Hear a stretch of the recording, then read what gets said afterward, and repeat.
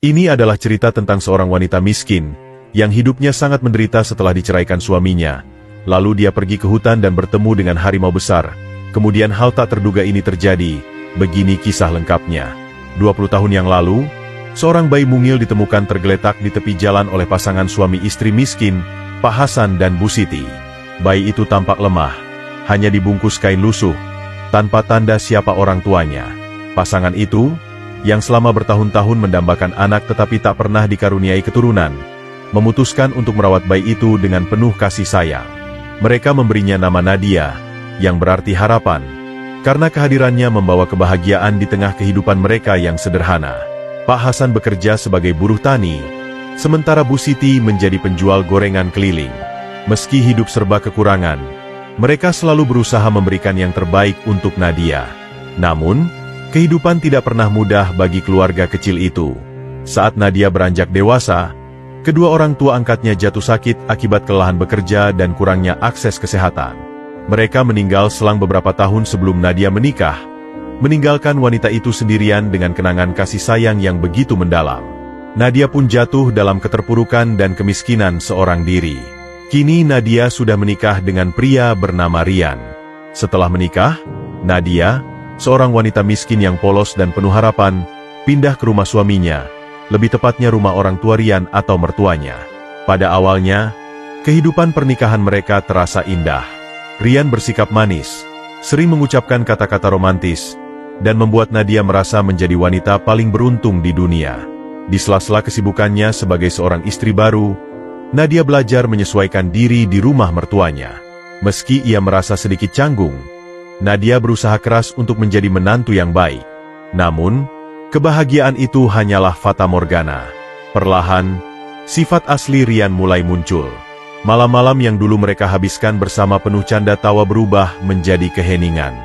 Rian mulai pulang larut malam, sering dalam keadaan mabuk. Awalnya Nadia berpikir Rian hanyalah bekerja, tetapi kenyataan yang ia temukan jauh lebih pahit. Rian ternyata kecanduan karaoke dan sering pergi ke tempat hiburan malam. Nadia kerap menemukan bau parfum wanita lain pada pakaian Rian. Bahkan ada bekas lipstik di kerah bajunya. Saat Nadia mencoba menegur, Rian dengan kasar membentaknya. "Kau ini siapa berani mengaturku? Jangan sok jadi istri baik-baik. Kau itu cuma numpang di sini." Nadia hanya bisa menangis dalam diam, merasa tidak berdaya. Yang lebih mengerikan, Rian ternyata terlilit pinjaman online sebesar miliaran rupiah akibat kecanduan judi online. Para penagih utang sering datang ke rumah, mengetuk pintu dengan kasar, mengancam akan mengambil barang-barang mereka. Bukannya menghadapi masalah, Rian malah semakin sering melarikan diri ke tempat hiburan malam, meninggalkan Nadia yang ketakutan dan malu setiap kali penagih datang. Karena Rian tidak pernah memberikan nafkah, Nadia terpaksa berjualan gorengan untuk bertahan hidup. Dengan sepeda tua yang hampir tak layak pakai, Nadia menjual gorengan dari kampung ke kampung, berusaha mencari sesuap nasi. Namun, jerih payahnya tidak pernah dihargai. Setiap kali Nadia pulang membawa sedikit uang, Rian dengan tanpa belas kasihan merampasnya. "Uang itu untukku. Aku bisa mengembalikan semuanya kalau kau mendukungku," katanya dengan nada kasar. Meskipun Nadia tahu uang itu hanya akan habis untuk berjudi. Saat Nadia mencoba menyembunyikan sebagian uangnya, Rian menemukannya dan bahkan mengancam akan menceraikannya jika ia tidak menyerahkan semuanya. Tidak jarang Rian membanting barang-barang di rumah atau memukul meja dengan keras, membuat Nadia ketakutan. Puncak penderitaan Nadia terjadi saat Rian mulai tidak peduli lagi dengan kondisinya. Nadia jatuh sakit karena terlalu lelah berjualan, tetapi Rian tidak peduli. Bahkan, dia meninggalkan Nadia sendirian di rumah tanpa makanan, pergi dengan alasan ada urusan penting, yang sebenarnya hanya alasan untuk bermain judi dan bersenang-senang dengan wanita lain. Nadia merasa hidupnya begitu hampa, tetapi ia tidak tahu kemana harus pergi. Rumah yang seharusnya menjadi tempat perlindungan berubah menjadi neraka, dan suami yang seharusnya menjadi pelindungnya justru menjadi sumber penderitaannya. Dalam keputusasaan, Nadia hanya bisa berdoa agar Tuhan memberinya kekuatan untuk bertahan, meskipun ia merasa tidak ada lagi yang peduli padanya di dunia ini. Dari awal, Ibu Rian, yang bernama Bu Ratna, sudah menunjukkan ketidaksukaannya terhadap Nadia.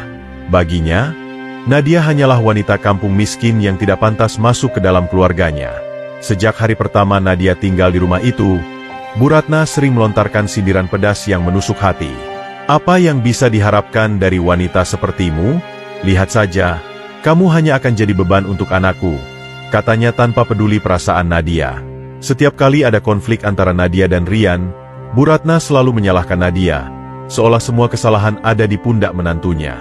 Bahkan ketika Rian jelas-jelas menghabiskan uang untuk berjudi, Bu Ratna malah menuduh Nadia sebagai pihak yang menghambur-hamburkan uang, dengan alasan bahwa jualan gorengannya tidak pernah menghasilkan apa-apa. Bu Ratna sering mengumpulkan tetangga hanya untuk menggosipkan Nadia, menceritakan hal-hal buruk yang tidak pernah dilakukan oleh menantunya. Puncak kekejaman Bu Ratna terjadi saat ia secara terang-terangan menuduh Nadia berselingkuh. Hanya karena melihat Nadia berbicara dengan seorang penjual sayur di depan rumah, Bu Ratna langsung menuding Nadia tidak setia pada Rian. "Dasar perempuan tak tahu malu. Aku sudah bilang dari awal, wanita seperti kamu tidak punya harga diri," teriaknya di hadapan para tetangga, membuat Nadia merasa sangat terhina. Tidak cukup sampai di situ, Bu Ratna bahkan memaksa Nadia untuk mencuci pakaian kotor seluruh keluarga besar setiap hari dan mengurus pekerjaan rumah tanpa henti, seperti seorang pembantu tanpa bayaran. Jika pekerjaan rumah sedikit saja tidak sempurna, Bu Ratna tak segan melempar barang ke arah Nadia, termasuk piring atau gelas. Nadia sering menangis diam-diam di kamarnya yang kecil dan pengap, merenungi bagaimana hidupnya berubah menjadi neraka setelah menikah dengan Rian dan tinggal di bawah atap mertuanya. Suatu hari, seperti biasa, Nadia berjalan dari kampung ke kampung menjajakan gorengannya. Namun, tanpa sepengetahuannya, ada seorang penjual gorengan lain yang iri melihat dagangan Nadia lebih laris. Penjual itu menyusun rencana jahat untuk menghancurkan reputasi Nadia. Dia menyuruh seorang pria untuk membeli gorengan dari Nadia, lalu berpura-pura keracunan setelah memakannya. Pria itu mulai berteriak-teriak di depan banyak orang, mengatakan bahwa gorengan Nadia membuatnya sakit perut dan hampir pingsan. Kepanikan pun terjadi, dan para warga yang melihat segera berkerumun. Mereka mulai berbisik-bisik, menyalahkan Nadia tanpa mencoba mencari tahu kebenarannya. Dalam sekejap, kabar bahwa gorengan Nadia beracun menyebar ke seluruh desa, dan nama Nadia hancur. Bahkan ada warga yang merekam kejadian itu dan menyebarkannya di media sosial, membuat cerita ini viral hingga ke desa-desa lain. Setelah kejadian itu, semua orang mulai membenci Nadia. Setiap kali Nadia melewati jalanan desa, warga meludah ke tanah atau langsung menutup pintu rumah mereka. Ada yang sengaja melempar batu ke arah keranjang dagangannya, menghancurkan gorengan yang masih tersisa. Beberapa anak-anak bahkan mengejeknya sambil berteriak, "Penjual gorengan racun! Jangan-jangan dia mau membunuh kita semua." Nadia mencoba menjelaskan bahwa semua itu fitnah, tetapi tidak ada yang mau mendengarkan. Lebih buruk lagi, mertua Nadia, Bu Ratna, menggunakan kesempatan ini untuk memprovokasi Rian agar menceraikannya. "Lihatlah perempuan itu, tidak hanya memalukan keluarga kita, tapi dia juga membawa aib ke seluruh desa," katanya penuh kebencian.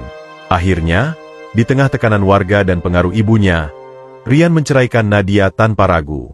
Nadia diusir dari rumah tanpa membawa apapun, hanya meninggalkan kenangan pahit yang menghancurkan hatinya.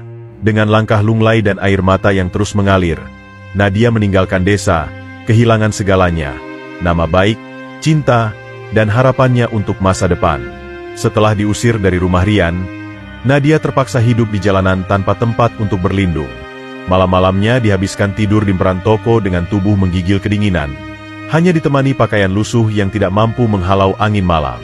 Untuk bertahan hidup, Nadia mulai memungut sisa makanan dari tong sampah, seringkali harus berebut dengan kucing atau anjing liar. Setiap kali ia mencoba meminta belas kasihan kepada warga, mereka malah memaki atau mengusirnya. "Pergi sana, jangan mengotori tempat ini," teriak seorang ibu yang melemparkan air kotor ke arah Nadia. Bahkan ada seorang pria yang dengan sengaja menendang keranjang sampah saat Nadia sedang memungut sisa-sisa makanan, membuatnya jatuh tersungkur. Tubuhnya yang lemah seringkali diserang demam karena kekurangan gizi, tetapi tidak ada seorang pun yang peduli. Semua pandangan yang ia terima hanyalah jijik dan penuh kebencian. Keadaan Nadia semakin memburuk ketika warga desa mulai menganggap kehadirannya sebagai ancaman.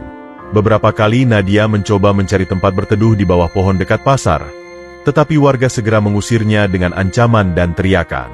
Suatu hari, dalam sebuah musyawarah desa, mereka memutuskan bahwa Nadia tidak boleh lagi tinggal di desa itu. Dia membawa nasib buruk ke desa ini. Biarkan dia pergi kemana saja, asal tidak di sini. Seru seorang warga dengan nada penuh kebencian, diikuti tepuk tangan setuju dari yang lain.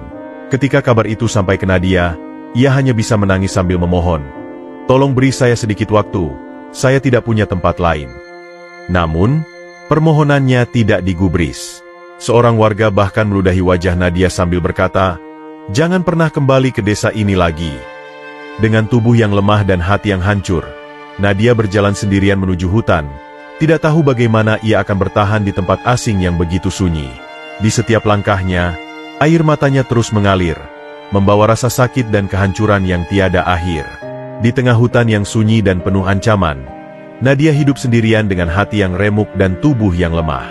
Bermodalkan sisa tenaga, ia mulai mengumpulkan ranting dan daun-daun besar untuk membuat gubuk kecil sebagai tempat berteduh. Gubuk itu jauh dari layak, bocor saat hujan, dan tidak cukup hangat untuk melindunginya dari dingin malam. Setiap malam, Nadia meringkuk di sudut gubuk, menggigil sambil menahan tangis, mengingat semua penderitaan yang telah ia lalui. Kadang-kadang ia terbangun karena suara binatang buas atau mimpi buruk yang menghantuinya. Dengan perut yang terus lapar, Nadia bertahan hidup dengan memakan buah-buahan liar atau berburu hewan kecil di hutan. Namun, buah-buahan itu tidak selalu tersedia, dan seringkali ia harus berjalan jauh dengan tubuh lemah, hanya untuk menemukan makanan yang bahkan tidak cukup untuk mengenyangkan dirinya. Meski begitu, Nadia tetap berusaha bertahan, meskipun hidupnya terasa seperti kutukan yang tiada akhir. Suatu hari, saat sedang mencari makanan di tepi hutan, Nadia mendengar suara rintihan lemah. Dengan rasa penasaran bercampur takut, ia mengikuti suara itu dan menemukan seekor harimau yang terluka parah terbaring di bawah pohon besar. Harimau itu tampak kelelahan, dengan luka menganga di kakinya yang mengeluarkan darah. Meski merasa takut, hati kecil Nadia tidak tega melihat makhluk itu menderita. Ia mendekat perlahan, berbicara dengan suara lembut, "Aku tidak akan menyakitimu, aku hanya ingin membantu." Dengan alat seadanya, Nadia membersihkan luka harimau itu, mengikatnya dengan sobekan kain dari bajunya sendiri. Ia bahkan membagi makanan hasil buruannya yang ia bawa untuk harimau itu, meski dirinya sendiri lapar. Harimau itu diberi nama Raja oleh Nadia. Seiring waktu, Raja, harimau besar yang dulu terluka parah, mulai menunjukkan rasa percaya kepada Nadia. Awalnya, Raja masih waspada, sering mengawasi gerak-gerik Nadia dengan mata tajam, seolah siap menyerang jika merasa terancam. Namun, kelembutan Nadia, yang selalu berbicara lembut dan merawat luka-lukanya tanpa rasa takut, perlahan-lahan meluluhkan hati Raja. Suatu hari, ketika Nadia hampir pingsan karena lapar setelah tidak menemukan buah-buahan, Raja secara mengejutkan kembali ke gubuk kecil mereka membawa seekor kelinci di mulutnya. Harimau itu menurunkannya di depan Nadia, lalu duduk seolah berkata, "Ini untukmu." Nadia menangis terseduh-seduh sambil mengelus kepala Raja. "Terima kasih, Raja. Kau lebih baik daripada semua manusia yang pernah kutemui," katanya dengan suara serak. Dalam kesedihan dan kesendiriannya, perhatian kecil dari Raja terasa seperti anugerah terbesar yang pernah ia dapatkan. Hari-hari berlalu, dan Raja semakin memperlihatkan rasa kasih sayangnya kepada Nadia. Ia mulai mengikuti Nadia kemanapun ia pergi, melindunginya dari ancaman hutan, seperti ular berbisa atau babi hutan yang mendekat. Nadia merasa Raja adalah satu-satunya makhluk yang benar-benar peduli padanya, sesuatu yang bahkan manusia tidak pernah berikan. Suatu malam, saat hujan deras mengguyur, gubuk kecil Nadia mulai bocor. Nadia duduk menggigil sambil mencoba menahan air yang masuk, tetapi tubuhnya terlalu lemah untuk melawan dingin.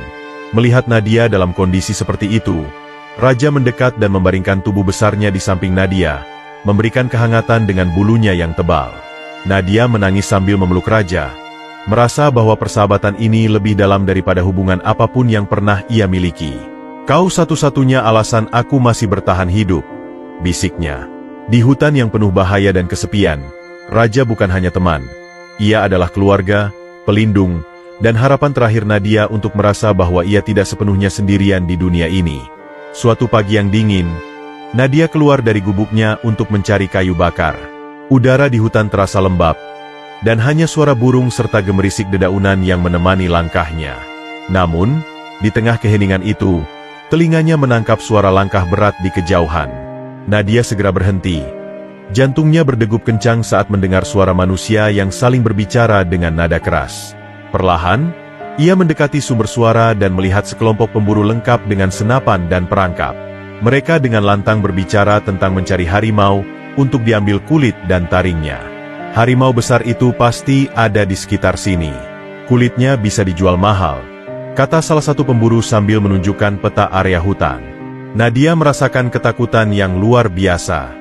Tubuhnya gemetar, bukan karena takut untuk dirinya sendiri, tetapi karena tahu raja sedang dalam bahaya besar. Dengan langkah cepat tapi senyap, Nadia kembali ke gubuknya. Raja, yang sedang beristirahat di depan gubuk, langsung mengangkat kepala begitu melihat Nadia datang tergesa-gesa. "Raja, kita harus pergi. Mereka datang untukmu," bisik Nadia sambil menarik napas gemetar.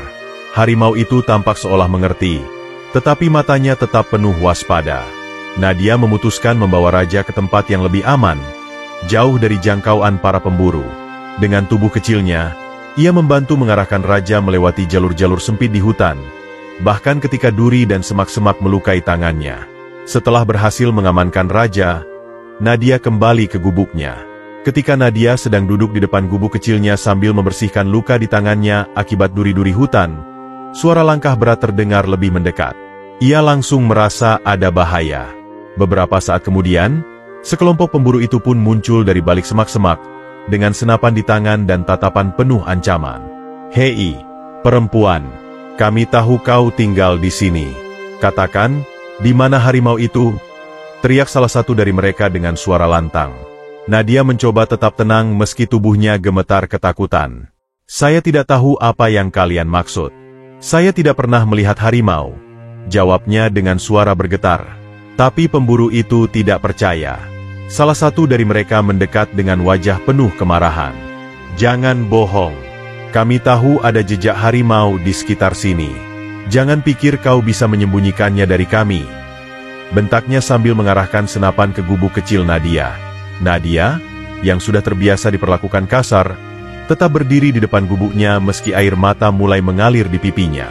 "Tolong, saya benar-benar tidak tahu," isaknya, mencoba melindungi raja tanpa mengungkapkan apapun. Namun, para pemburu tidak puas dengan jawabannya. Mereka mulai menghancurkan gubuk kecil Nadia dengan kejam, menendang tiang-tiangnya hingga roboh. Barang-barang kecil yang Nadia kumpulkan dengan susah payah untuk bertahan hidup dilempar dan dihancurkan tanpa belas kasihan. "Kami akan kembali, dan jika kami menemukan harimau itu, kau akan menyesal," ancam salah satu pemburu sebelum pergi meninggalkan Nadia yang terduduk di tanah. Nadia menangis terseduh-seduh, memeluk sisa-sisa gubuknya yang kini hanya berupa tumpukan kayu dan daun. Dalam hatinya, ia merasa hancur, tidak hanya karena kehilangan satu-satunya tempat berteduh, tetapi juga karena raja, sahabat satu-satunya, kini berada dalam bahaya yang semakin besar. "Aku tidak akan membiarkan mereka menyakitimu, Raja. Apapun yang terjadi, aku akan melindungimu," bisiknya dalam tangis yang tak kunjung reda. Raja, yang selalu mengawasi Nadia dari kejauhan, melihat bagaimana gubuk kecil sahabatnya hancur lebur oleh para pemburu. Harimau itu duduk diam di antara semak-semak. Matanya yang tajam menunjukkan rasa sakit dan ketidakberdayaan. Ketika malam tiba dan hutan mulai sunyi, Raja mendekati Nadia yang terduduk lemah di antara puing-puing gubuknya. Tubuh Nadia terlihat semakin kurus, dan wajahnya yang pucat menunjukkan kelelahan luar biasa. Tanpa tempat berlindung, dingin malam semakin menusuk, membuat Nadia menggigil sambil meringkuk di bawah sisa kain lusuh yang ia miliki. Raja, dengan tubuh besarnya, berbaring di samping Nadia, mencoba memberikan kehangatan dengan bulunya. Harimau itu seolah mengerti bahwa Nadia kini benar-benar rapuh, tak lagi punya kekuatan untuk melindungi dirinya sendiri. Beberapa hari kemudian, kondisi Nadia memburuk. Tubuhnya demam, napasnya tersengal, dan ia tidak mampu lagi berdiri. Nadia hanya bisa terbaring lemah di atas dedaunan kering, tanpa ada siapapun untuk membantunya. Raja, yang melihat keadaan itu, tampak gelisah. Ia mondar-mandir di sekitar Nadia, sesekali mendengus pelan seolah berusaha membangunkan sahabatnya. Akhirnya, dengan naluri yang kuat, Raja meninggalkan tempat itu dan berlari menuju sungai terdekat. Ia menunggu dengan sabar di tepi sungai, dan begitu seekor ikan muncul, Raja menyelam dengan cekatan untuk menangkapnya. Dengan ikan segar di mulutnya, Raja kembali ke Nadia. Harimau itu meletakkan ikan tersebut di dekat Nadia dan menjilat wajahnya lembut, mencoba membuat Nadia sadar. Tangisan haru Nadia akhirnya pecah saat ia melihat ikan itu. Dengan tangan yang gemetar, ia memakannya sedikit demi sedikit ikan mentah itu, meski air mata terus mengalir. Dalam keheningan malam, Raja tetap berjaga di sisi Nadia, memastikan bahwa sahabatnya tetap aman. Harimau itu tidak pernah meninggalkan Nadia, bahkan saat bahaya mengintai. Persahabatan mereka kini bukan hanya soal kasih sayang, tetapi juga soal kehidupan dan pengorbanan yang tak tergantikan. Setelah berhari-hari terbaring sakit, Nadia akhirnya mulai merasa tubuhnya sedikit membaik. Meski masih lemah, ia tahu bahwa bertahan di tempat itu hanya akan membahayakan dirinya dan Raja. Pemburu bisa datang kapan saja, dan ia tidak ingin Raja yang sudah berkali-kali menyelamatkannya menjadi korban. Dengan tekad yang tersisa, Nadia memutuskan untuk pergi lebih jauh ke dalam hutan, meninggalkan semua kenangan buruk di baliknya. Raja, seperti biasa, tidak pernah meninggalkannya. Dengan langkah besar dan gerakan lincah, harimau itu memimpin jalan melalui semak-semak tebal, seolah-olah memahami bahwa mereka membutuhkan tempat yang lebih aman. Setiap langkah terasa berat bagi Nadia, tetapi melihat Raja yang terus mendampinginya memberi kekuatan untuk terus berjalan. Setelah perjalanan panjang, Raja akhirnya menemukan sebuah gua tersembunyi di bawah tebing tinggi, terlindung dari pandangan siapapun. Tempat itu cukup luas untuk Nadia beristirahat dengan aman, bahkan memiliki sumber air kecil di dalamnya. Namun, meski gua itu menjadi tempat perlindungan yang sempurna, rasa kesepian yang menghantui hati Nadia semakin dalam. Malam-malam di gua terasa begitu sunyi. Ia sering duduk di sudut, memeluk lututnya sambil menatap api kecil yang hampir padam. Air mata Nadia mengalir tanpa henti, membayangkan hidupnya yang dulu, saat ia masih memiliki sedikit harapan akan cinta dan keluarga, walaupun itu hanya keluarga angkat. Kini, ia merasa benar-benar terputus dari dunia manusia, hanya berteman dengan seekor harimau yang setia. Namun, bahkan di tengah kesepian itu, setiap kali Raja duduk di sampingnya, menatapnya dengan mata lembut, Nadia merasa bahwa kehadiran harimau itu adalah satu-satunya alasan ia mampu bertahan, meski hatinya terus menangis dalam keheningan. Pagi itu, hutan yang biasanya tenang tiba-tiba dipenuhi suara tangisan kecil yang terputus-putus. Raja, yang sedang berjaga di sekitar gua, langsung waspada. Harimau besar itu mendongakkan kepala, mendengar dengan saksama arah suara tersebut. Dengan langkah hati-hati, Raja mengikuti suara itu hingga menemukan seorang anak kecil yang tersesat, duduk di bawah pohon dengan tubuh gemetar. Anak itu menangis keras, wajahnya kotor oleh tanah, dan pakaiannya compang-camping karena terkena duri hutan. Raja, meski berwujud seekor harimau besar, perlahan mendekati anak itu dengan gerakan lembut agar tidak membuatnya semakin takut. Awalnya, anak itu terkejut dan hendak berlari, tetapi Raja tidak menunjukkan tanda-tanda agresi. Dengan langkah perlahan, Raja mulai memandu anak itu menuju gua tempat Nadia berada, seolah-olah mengerti bahwa anak itu membutuhkan pertolongan. Nadia terkejut luar biasa ketika melihat Raja datang bersama seorang anak kecil. Tubuh anak itu begitu kurus, wajahnya penuh dengan rasa takut, dan matanya terus mengawasi Raja dengan cemas. Nadia segera berlutut di depan anak itu, mencoba menenangkannya. "Jangan takut, Raja tidak akan menyakitimu. Kamu aman di sini," ucap Nadia dengan suara lembut sambil menyentuh pundak kecil anak itu. Anak itu mulai menangis lagi, kali ini bukan karena ketakutan, tetapi karena rasa lega setelah akhirnya bertemu seseorang yang terlihat peduli. Nadia segera memberinya makan dari persediaan buah-buahan yang ia miliki, meski jumlahnya sangat terbatas. Saat anak itu makan dengan lahap, Nadia tak kuasa menahan air mata. Ia teringat pada dirinya sendiri yang pernah begitu lemah dan tak berdaya, seperti anak kecil ini. Di tengah-tengah hutan yang penuh ancaman, Nadia berjanji dalam hatinya untuk melindungi anak kecil ini, sama seperti Raja telah melindunginya selama ini. Persahabatan mereka bertiga kini terasa seperti takdir yang saling mempertemukan mereka di saat-saat paling sulit. Ketika akhirnya anak itu merasa cukup nyaman untuk berbicara, ia memperkenalkan dirinya sebagai Dinda. Dengan suara kecil yang masih bergetar karena ketakutan, Dinda bercerita bahwa ia berasal dari desa yang sama dengan Nadia. "Aku bermain terlalu jauh, dan aku tidak tahu jalan pulang," katanya sambil terisak. Mendengar itu, hati Nadia seketika dipenuhi campuran rasa haru dan sakit. Desa yang dulu menjadi tempat tinggalnya kini hanya menyisakan kenangan pahit, tempat di mana ia diusir dan dihina tanpa belas kasihan. Namun, Nadia menahan air matanya agar tidak membuat Dinda semakin takut. Ia memeluk anak kecil itu dengan erat, mencoba memberikan rasa aman yang mungkin sudah lama ia sendiri lupakan. "Kamu aman di sini, Dinda. Aku akan menjaga kamu," bisik Nadia dengan suara serak. Hari-hari berikutnya, Nadia berusaha sekuat tenaga untuk merawat Dinda meskipun ia sendiri hidup dalam keterbatasan. Ia berbagi setiap potong buah yang berhasil ia kumpulkan, meskipun itu berarti ia harus menahan rasa lapar lebih lama. Ketika malam tiba, Raja selalu berjaga di sekitar gua, memastikan tidak ada bahaya yang mendekat. Dinda, yang awalnya takut pada harimau besar itu, perlahan mulai mempercayainya. Suatu malam, saat angin dingin berhembus kencang, Nadia mendapati Dinda terbangun dari tidurnya karena mimpi buruk. Nadia segera memeluk Dinda erat, membisikkan kata-kata lembut untuk menenangkan hatinya. Namun, di balik kata-kata itu, Nadia tak kuasa menahan air mata yang terus mengalir. Baginya, Dinda adalah pengingat nyata tentang hidupnya yang dulu, penuh rasa sakit dan kesendirian.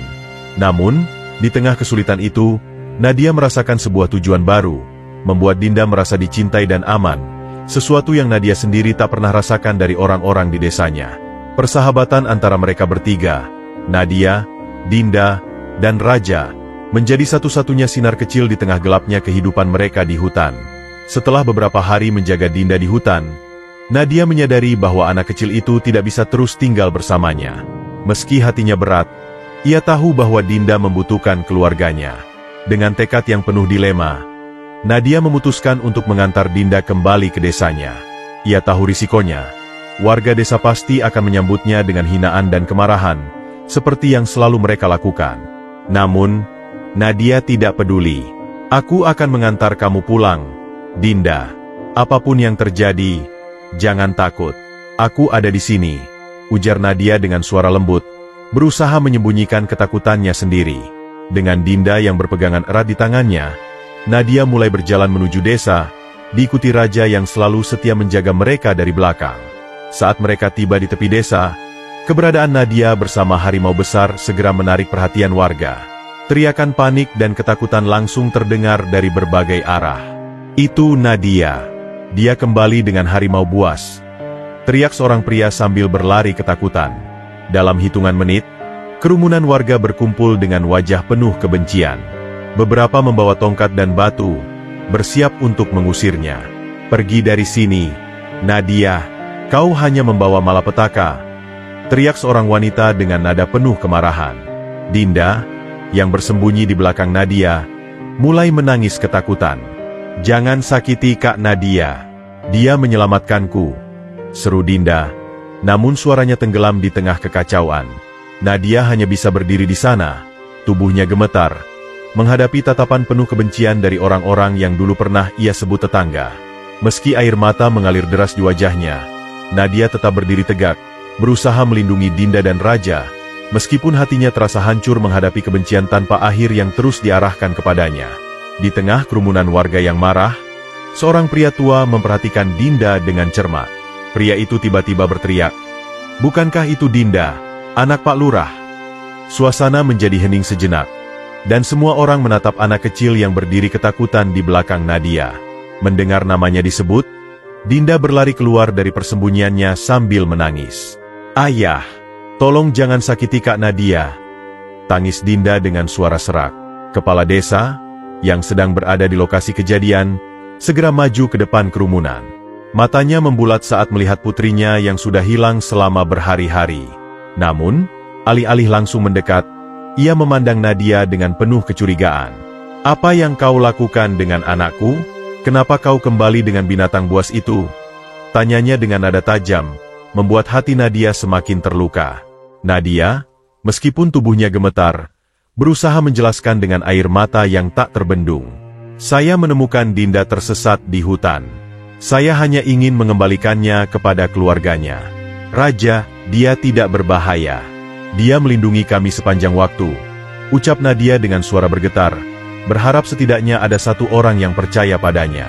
Namun, warga tetap berseru marah, menyalahkan Nadia atas segala hal buruk yang pernah terjadi di desa mereka. Dinda, yang tak tahan lagi melihat Kak Nadia dihina, berlari memeluknya sambil berkata, "Ayah, jangan salahkan Kak Nadia. Dia menyelamatkanku. Kalau bukan karena dia dan Raja, aku pasti sudah mati." Tangis Dinda menggema, membuat kepala desa mulai ragu akan semua prasangka yang ia miliki. Dengan suara berat, kepala desa akhirnya berkata, "Bawa Dinda ke sini. Aku ingin mendengar semuanya dari awal."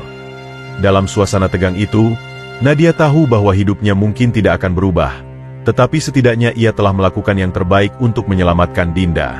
Setelah mendengar cerita Dinda, kepala desa akhirnya memahami bahwa Nadia bukanlah ancaman seperti yang selama ini warga percayai. Dengan nada berat dan penuh penyesalan, ia berkata, "Terima kasih, Nadia, karena telah menyelamatkan anakku. Aku berutang nyawa kepadamu." Namun, ucapan itu tidak meredakan kebencian warga. Tidak peduli apa yang dia lakukan, Nadia tetap membawa sial. Dia membawa harimau ke desa, dan siapa yang tahu bencana apa yang akan datang selanjutnya.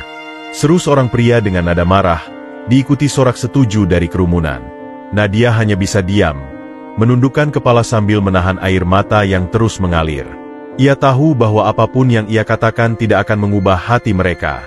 Saat kepala desa mencoba menenangkan warganya, seorang wanita dengan suara tajam memotong, "Kalau kau membiarkan Nadia tinggal, kami semua akan pergi. Pilih kami atau dia." Dinda, yang tidak tahan melihat perlakuan kejam itu, berlari memeluk kaki ayahnya sambil menangis terseduh-seduh. "Ayah, tolong jangan usir Kak Nadia. Dia baik, dia menyelamatkanku."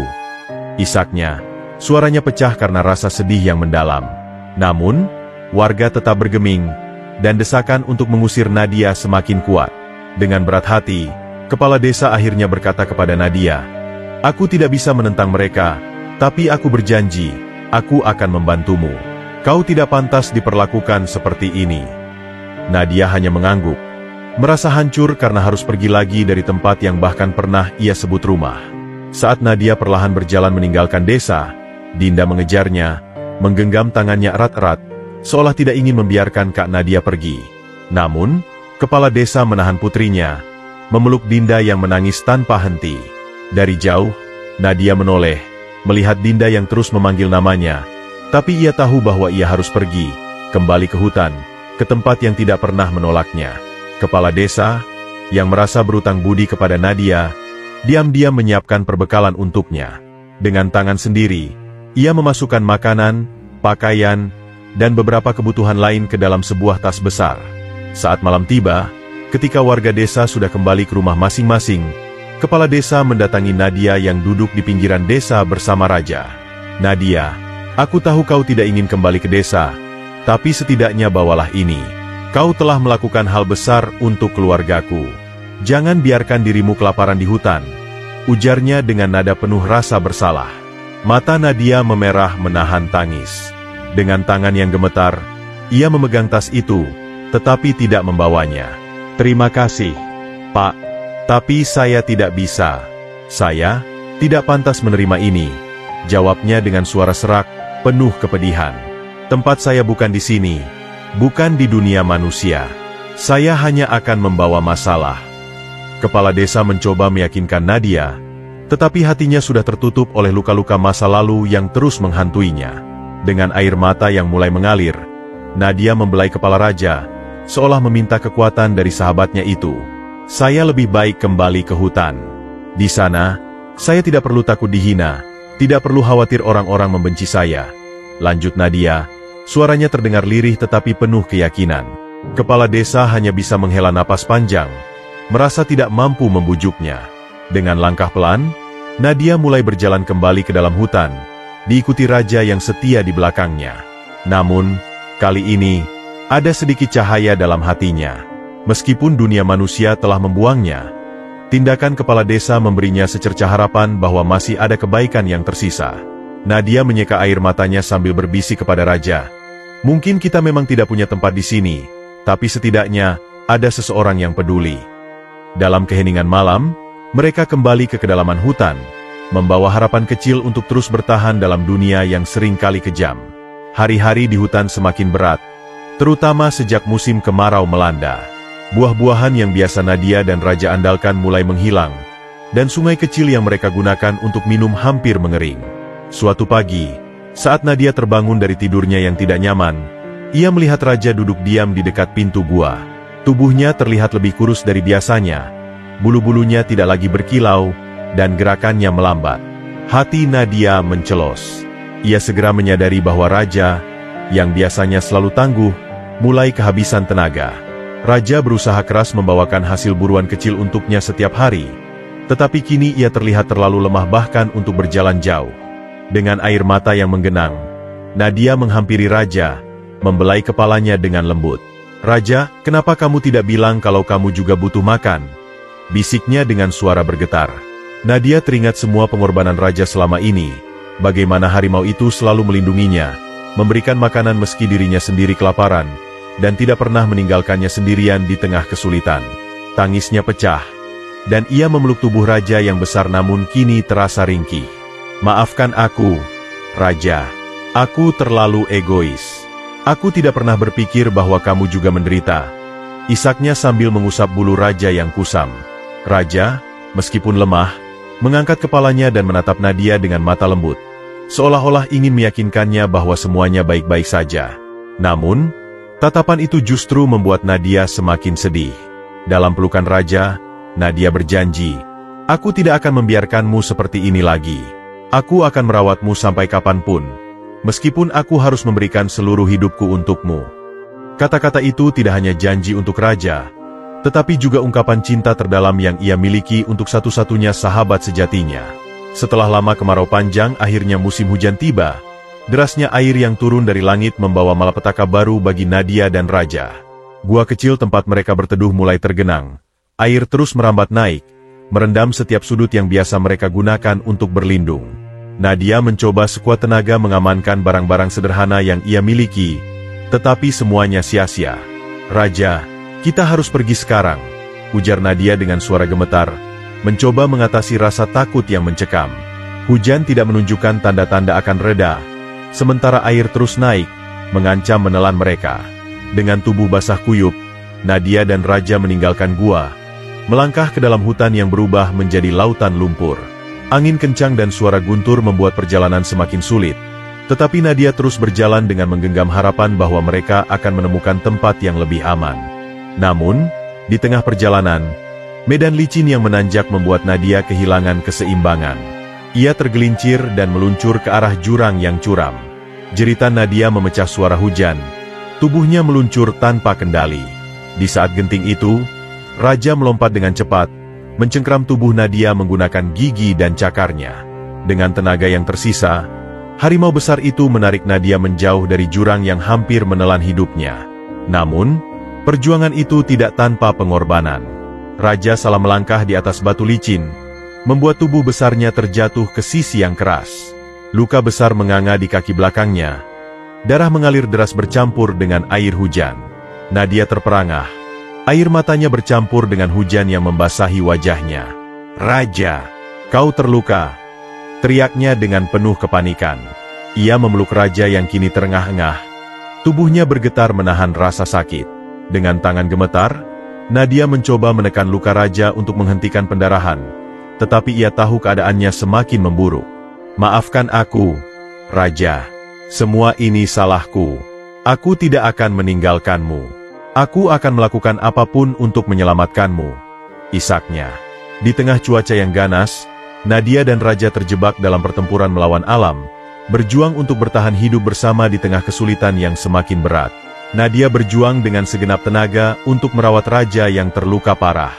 Di bawah naungan hutan yang basah dan dingin, Nadia menggunakan segala cara sederhana yang ia tahu.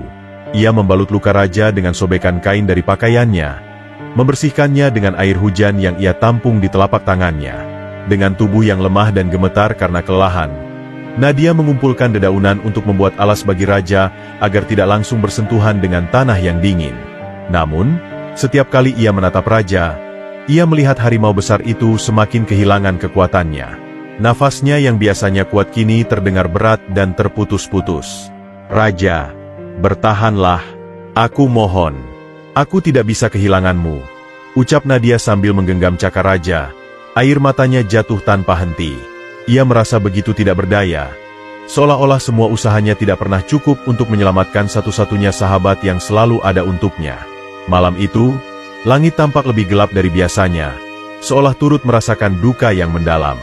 Raja, dengan sisa tenaganya, mengangkat kepalanya perlahan dan menatap Nadia dengan mata yang lembut namun penuh kesedihan. Harimau itu mengeluarkan suara pelan, hampir seperti bisikan terakhir, seolah-olah ingin mengatakan sesuatu kepada Nadia.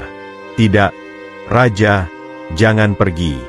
Aku mohon, jangan tinggalkan aku, isak Nadia sambil memeluk tubuh raja yang semakin dingin. Air mata Nadia membasahi bulu raja yang kini terlihat kusam, dan di saat itulah harimau itu menutup matanya perlahan. Nafasnya berhenti dengan damai. Raja meninggal dunia di pelukan Nadia. Dunia Nadia seolah runtuh dalam sekejap. Ia memeluk raja erat-erat, mengguncang tubuh besar itu dengan harapan bahwa ini hanyalah mimpi buruk. Raja, tolong, jangan tinggalkan aku. Aku hanya punya kamu. Tangisnya pecah di tengah kesunyian malam. Nadia merasa kehilangan segalanya. Cinta, persahabatan, dan satu-satunya makhluk yang pernah membuatnya merasa berharga. Dengan air mata yang tak kunjung reda, ia berjanji dalam hatinya untuk selalu mengingat Raja sebagai sahabat sejati yang telah memberikan segalanya demi dirinya. Kehilangan Raja membuat dunia Nadia terasa benar-benar kosong. Dengan tubuh lemah dan tangan yang sudah penuh luka, ia mulai menggali lubang kecil di tanah basah dengan tangannya sendiri. Setiap kali tangannya menyentuh tanah, rasa sakit di hatinya semakin menjadi. Hujan yang turun membasahi tubuhnya, tetapi Nadia tidak peduli.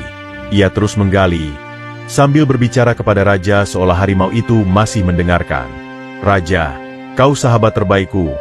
Kau yang membuatku tetap bertahan selama ini. Tanpa kau, aku tidak tahu bagaimana hidupku akan berjalan. Ujarnya, suaranya bergetar karena menangis.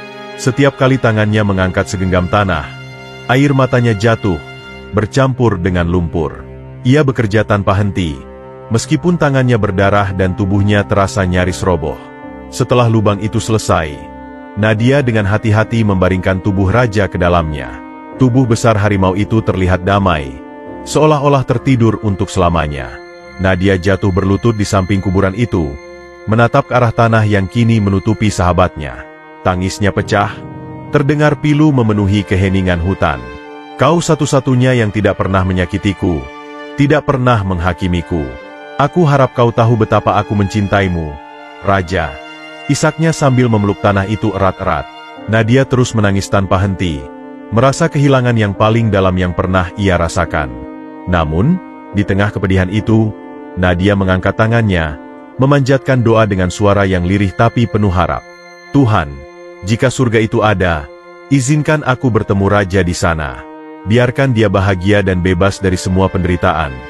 Bisiknya, dengan air mata yang terus mengalir. Meski hatinya hancur, di momen itu, Nadia merasa ada sedikit kedamaian dalam dirinya, karena ia pernah merasakan cinta sejati yang tidak pernah ia temukan dari manusia. Cinta itu ada dalam bentuk Raja, sahabat terbaik yang kini telah pergi. Setelah kepergian Raja, hidup Nadia terasa hampa. Setiap sudut hutan mengingatkannya pada sahabat sejatinya yang telah pergi. Ia tak mampu lagi berjalan melewati tempat-tempat yang dulu menjadi saksi persahabatannya dengan Raja tanpa air mata mengalir deras. Gua yang dulu menjadi tempat perlindungannya kini terasa begitu sunyi, dan suara angin yang berhembus hanya membawa luka mendalam di hatinya. Akhirnya, dengan berat hati, Nadia memutuskan untuk meninggalkan hutan. Aku tidak bisa lagi tinggal di sini. Aku terlalu rindu padamu, Raja. Bisiknya lirih sambil menatap langit hutan untuk terakhir kalinya. Ia memutuskan kembali ke desa, meskipun ia tahu hanya hinaan dan kebencian yang menunggunya di sana. Baginya, menjadi gelandangan di desa lebih baik daripada terus-menerus tersiksa oleh kenangan yang terlalu menyakitkan. Di desa, penderitaan Nadia tak kunjung usai. Warga yang dulu mengusirnya kini memandangnya dengan tatapan penuh jijik. Apalagi yang kau cari di sini, Nadia? Bukankah sudah cukup kau membawa malapetaka ke desa ini? Ujar salah seorang warga dengan nada sinis. Setiap langkahnya di jalanan desa disambut dengan ejekan atau lemparan kecil dari anak-anak. Nadia hanya bisa menundukkan kepala, menahan air mata sambil terus berjalan tanpa arah. Hari-harinya dipenuhi rasa lapar dan dingin. Ia tidur di sudut pasar atau di bawah pohon besar, dengan tubuh yang semakin kurus dan lemah. Namun, di tengah keputusasaan itu, takdir mulai menunjukkan jalannya. Suatu hari, seorang konglomerat dari kota bernama Pak Rahman dan istrinya Bu Mirna datang ke desa untuk memberikan bantuan amal kepada warga miskin. Saat pandangan mereka jatuh pada Nadia, sesuatu di dalam hati mereka terasa berbeda. Ada sesuatu pada wanita itu, dia mirip dengan seseorang, bisik Bu Mirna dengan mata yang berkaca-kaca. Pak Rahman mendekati Nadia yang sedang duduk di sudut jalan dengan tubuh kotor dan pakaian compang-camping. "Nak, siapa namamu? Dari mana asalmu?" tanyanya lembut. Nadia, yang merasa asing dengan perhatian seperti itu, hanya menjawab dengan suara kecil. "Saya Nadia, Pak. Saya tidak punya siapa-siapa." Pak Rahman tertegun. Ia mulai menceritakan tentang anak perempuannya yang hilang 20 tahun lalu saat masih bayi. "Dia diculik saat kami mendatangi desa ini. Kami mencarinya kemana-mana, tapi tak pernah menemukannya," katanya dengan suara bergetar. Nadia hanya mendengar dengan bingung. Tidak pernah terpikirkan bahwa cerita itu ternyata ada hubungannya dengan dirinya. Namun, semakin lama Pak Rahman memandang wajah Nadia, semakin yakin ia bahwa wanita ini adalah anaknya karena wajahnya begitu mirip dengan dirinya. Setelah berbincang-bincang cukup lama, rasa penasaran Pak Rahman dan Bu Mirna tidak terbendung. Dengan penuh harapan, ia meminta Nadia untuk melakukan tes DNA. Beberapa hari kemudian, hasil tes DNA menunjukkan hal yang tak terbantahkan. Ternyata Nadia adalah anak kandung mereka satu-satunya yang telah hilang selama 2 dekade.